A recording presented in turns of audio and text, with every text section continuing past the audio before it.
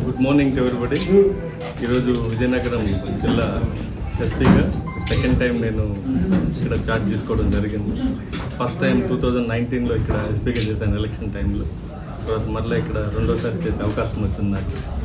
So ఈ జిల్లా గురించి కొంత అవగాహన ఉంది ఎలక్షన్ టైంలో చేయడం, ఇక్కడ ఉన్నటువంటి ఇష్యూస్ ఏంటి, ప్రజెంట్ ఇష్యూస్ ఏమున్నాయి అన్నీ కూడా స్టడీ చేస్తాం. ముఖ్యంగా ఉన్నటువంటి 2-3 ఇష్యూస్ ఉన్నాయి.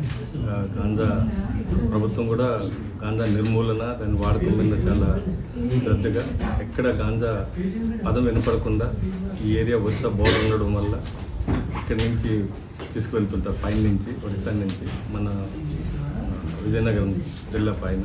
సో వీటన్నిటిని కూడా ఫస్ట్ టాప్ ప్రయారిటీలు. అలాగే ఉమెన్ ఇష్యూస్ ఉన్నాయి కొన్ని, అలాంటి దాని మీద గుడ్ టచ్, బ్యాడ్ టచ్, చిన్నపిల్లల మీద పోక్సో కేసెస్, ఉమెన్ ఇష్యూస్, అలాగే cyber crime. Next third priority వచ్చి సైబర్ క్రైమ్.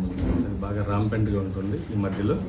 సో ప్రజలకు అందరిని అవేర్నెస్ క్రియేట్ చేయడం, అలాగే హెల్మెట్ వాడకం ఒకటి, రోడ్డు నియంత్రణ భాగంలో హెల్మెట్ వాడకం ప్రమాదాలు తగ్గించడం, అలాగే ప్రజలను కూడా అవేర్నెస్ చేసి వాళ్ళని హెల్మెట్స్ ధరించే విధంగా చేయడం. అలా కొన్ని ప్రాధాన్యాలు ప్రభుత్వం ఇచ్చినటువంటి టాస్క్లకు అనుగుణంగా మేము కార్యాచరణ రూపొందించుకొని ఈ జిల్లా ప్రజలందరూ సహకారం కోరుతున్నాను. నేను ఆల్రెడీ ఈ జిల్లా నాకు సుపరిచితమే కాబట్టి అందరూ తెలిసిన వాళ్ళు ఉన్నారు.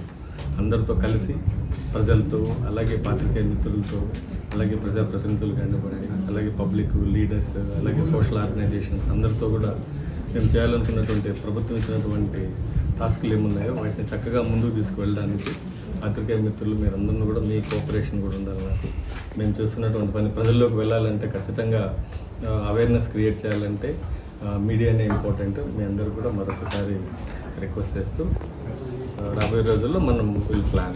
Thank you.